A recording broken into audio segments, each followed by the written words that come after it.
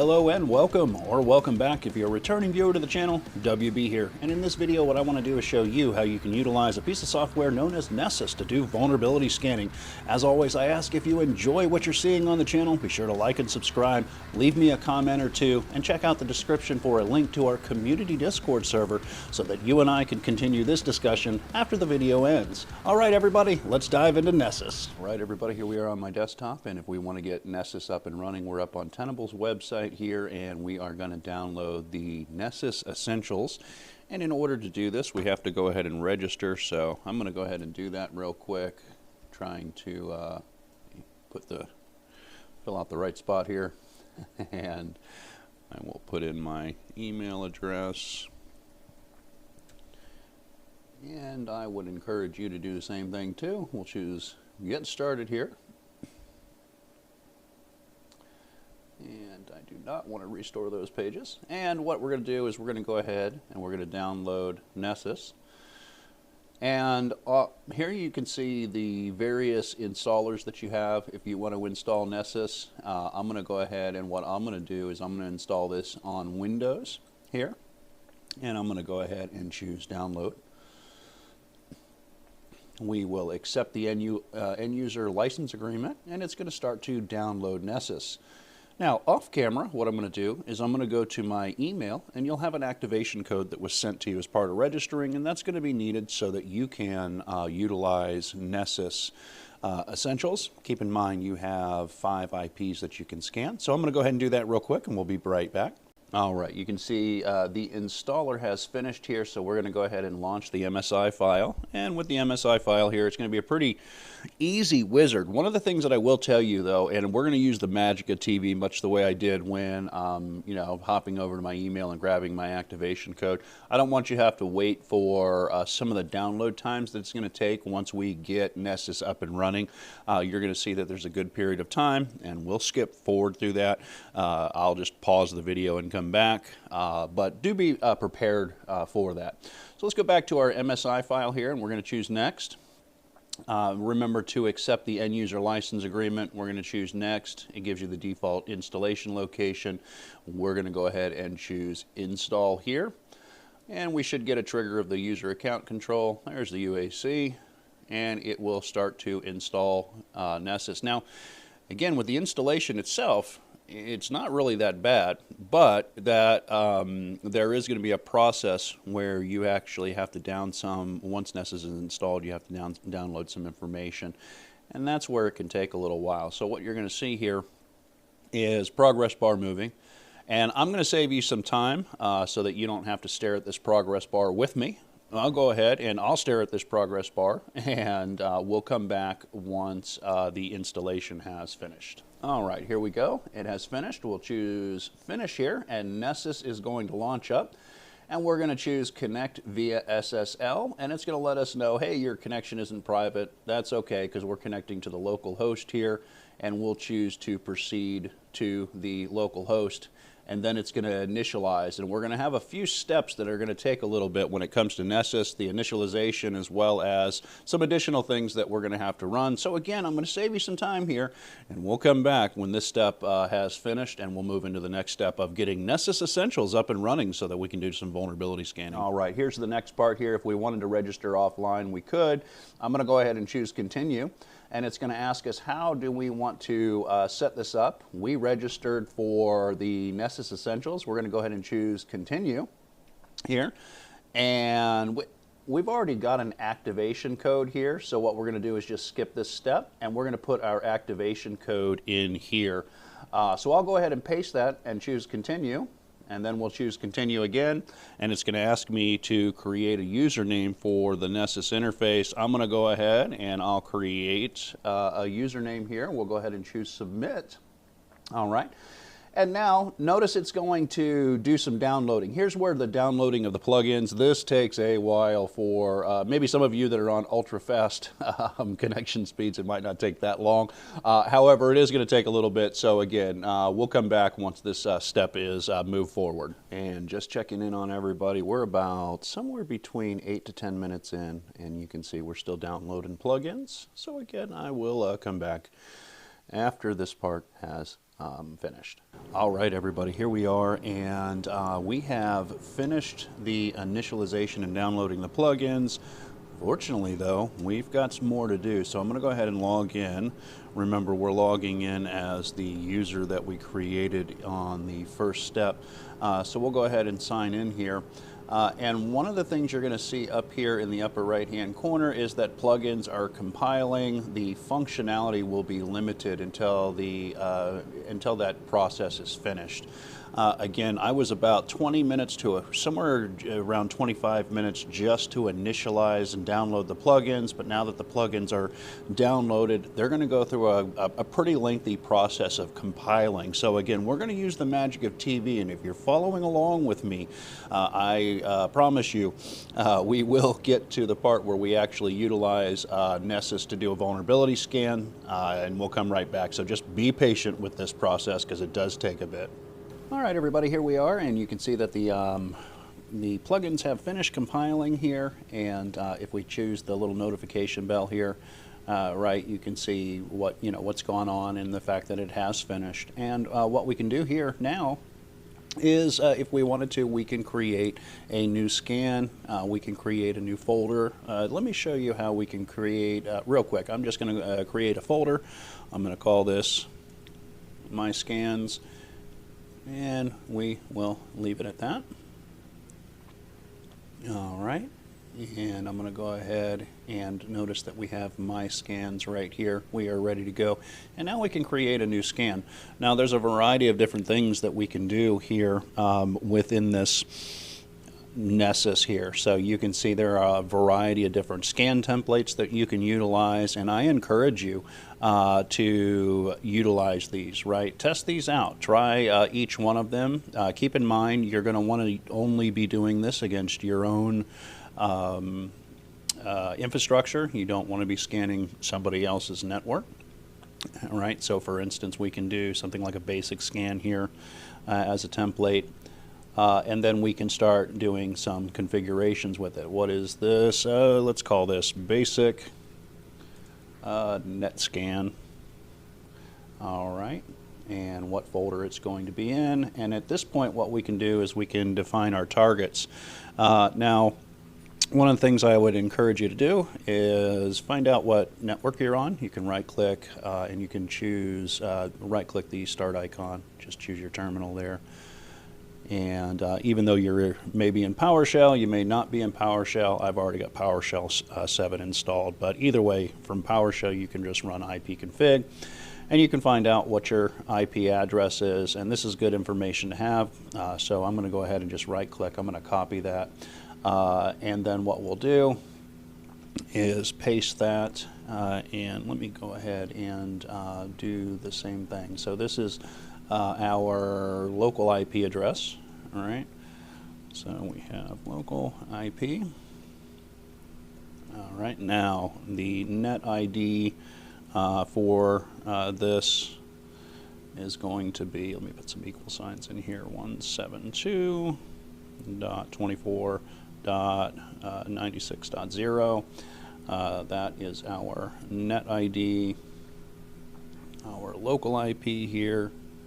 Let's go ahead and put that there, and then we have a broadcast address as well, and that is 172.24.111. I'll get it right here eventually.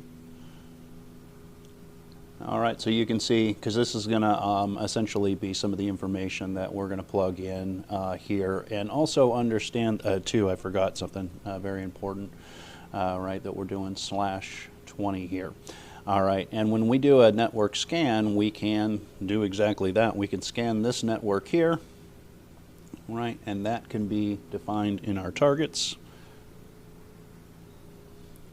And we can do /20 here. All right, And then we can schedule this if we want. I'm not going to get too deep in the woods right now, because what I want you to be able to do is just get Nessus online and running and start to get it utilized and just be able to run it. But we will, in additional videos, leave me a comment below. I'll show you some of the additional things that you can do. Same thing with notifications and then discovery. It depends on how much time you have. Right, I'm going to do common ports. Keep in mind, the more complexity you add to your scans, the longer it's going to be take to complete. And you can see some of the basic description here when you change these, what's going to happen versus when based on the selection that you make. And then assessments here too. What is the scan type that you're going to use? Scan for well-known vulnerabilities. We're just going to say web vulnerabilities here, right? And then we get the reporting aspect of this. I'm just going to go ahead and leave the basics here. And then if we want the scan type here, we got a couple different options. We can scan low bandwidth links, and we can also define this custom as well too. If we want to do credential scans, this is where we can define a credentialed scan and additional plugins as well too. But for us, we'll go ahead and we're going to save this. All right, and we're going to go ahead, and with this, we can go ahead and run this. Okay, now this is one of the things that I should have mentioned here. With the Nessus Essentials, you only get 5 IP addresses, and based on the subnet that I put here, right, it's Class B private IP range, but it is 4,900 or 4,094 potential nodes, the 96 being the broadcast address and the IP or the net ID. So let's go ahead, let's cancel this, and let me change this up just kind of for what we need to do in our demonstrations. I'm going to do a basic or select the scan, and one of the things you'll see up here in the upper right hand corner is the ability to configure this, and we're going to make some changes here to this, because I do have a target out there that I want to show you all. But with the 5 IP address limitation, we got to kind of get a little bit crafty here with our network range. So we're going to do a 172.24, we'll do .108.13, and our range is going to be to 172.24.108.17. All right, and the reason I'm doing this is because I know the IP address is within this range, and we got some adjacent IP addresses. All right, so let me just double check that. So that's .108.13, and we want 108.17 there, and we'll go ahead and save this. Now, the next thing that we'll go ahead is back to scan report here, back to my scans, kind of following that breadcrumb trail, and then what we'll do is we'll go ahead and run this. Now what you're going to see here is that it will run. It shouldn't take too long because of the fact that, well, we only had 5 IP addresses, all right, and we can see that it has run. Right, and then we could look at this, and then we can find out, have we found any vulnerabilities, right? So you can see that there is a Microsoft Windows Samba service is detected here, right? And we can start to select these potential vulnerabilities, right? Now, if you're running a very long scan, one of the things that you're going to start to notice that this isn't completely finished here. So one of the things that I want to do is continue to kind of use the magic of TV here. Let's go ahead, and I'll come back as this starts to add some vulnerabilities, because it could take a little bit to run the scan, even though it's only 5 IP addresses. In fact, let's go ahead. We're kind of seeing some stuff coming up in real time here. And what you'll start to see here is that you've got some information level events here, but then you'll have some high level security or vulnerabilities here. And what you're going to see here is that when you select these, notice that it's telling me that there is a specific vulnerability. Gives me the information, gives me additional information that we can go out to. It also gives me some of the, how could we remediate this potential vulnerability? Well, it does tell us to upgrade the version. And what you're going to start to notice is that as you go through here, again, it has detected that host, because again, transparency, I put it right within those 5 IP addresses that Nessus Essentials allows us to utilize. But what it's going to keep doing here is it's going to keep refreshing this screen. Right, and what it'll do is it shows you what your severity base is, shows you it's a local scanner, and it starts to give you a pie graph here, and you can do a lot of hover to discover, right? So we got 2 that are high vulnerabilities, and we'll start to see, again, as this continues to refresh, that you will get additional information here that could help you out when it comes to identifying vulnerabilities on your systems. You can see the common vulnerability scoring system here. You have the VPR and the EPSS scores on these. There we go. It looks okay. So this is a good thing to show you all here. And when I clicked on high, I was hoping I would see it, but it's mixed that we need to look at, right? So what does that mean for us? Well, it means that when you select this, you now have a group. You have a group of vulnerabilities versus just a single vulnerability. So when we look in here, notice that under that category, and it looks like it's ISC bind, right, we have a variety of different things that are have been caught. So kind of going back here, so when you see these mixed, right, that's you've got multiple issues that are kind of collapsed under each other. Again, you can see these all relating to DNS and at different ratings here. Clicking on one if you want to get additional information. You can see some of the output that was sent to the target and what was received back. Notice the solution says contact your vendor for a patch, right? So some kind of patch management that you're going to have to do. You can also see the port information here as well, and it's kind of refreshing in the background as we are talking about this. But again, keep in mind that this is going to be a vulnerability group here, and again, we keep getting some additional information here.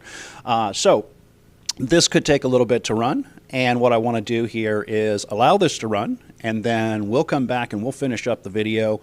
I appreciate you all that are sticking with this because we'll see that you know, utilizing what I've done here in the machine that I've used. You know, this is our Metasploitable machine. It is put nestled right in between those 5 IP addresses that we put within the scan. I do encourage you to check out my video on setting up your Metasploitable environment. It looks like we've got a critical here now. We can select that, right, and you can see some additional information as well here too. Now, one of the things I will tell you, keep in mind that when you the ability to export your information is going to be based on the SKU that you have here too. So some of the things are kind of limited, so do be aware of that.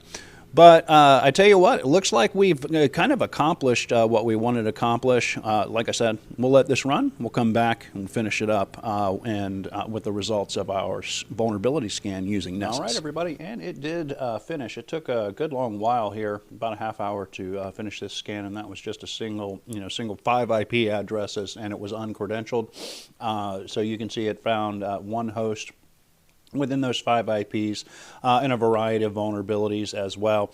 Keep in mind, like I mentioned, the CVSS score, the VPR score, and the EPSS, your common vulnerability scoring system.